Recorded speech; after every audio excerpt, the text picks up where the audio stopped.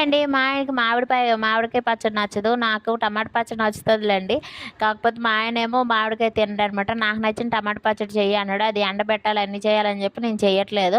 సరే ఈసారి యూట్యూబ్‌లో చూద్దాంలే, ప్రాసెస్ కూడా మనకు పెద్ద తెలీదని చూస్తే ఇట్లా ఇన్‌స్టెంట్‌గా చేయొచ్చు అని చెప్పారు. ఇది ఒక 6 నెలలు నిల్వ ఉంటుందంట.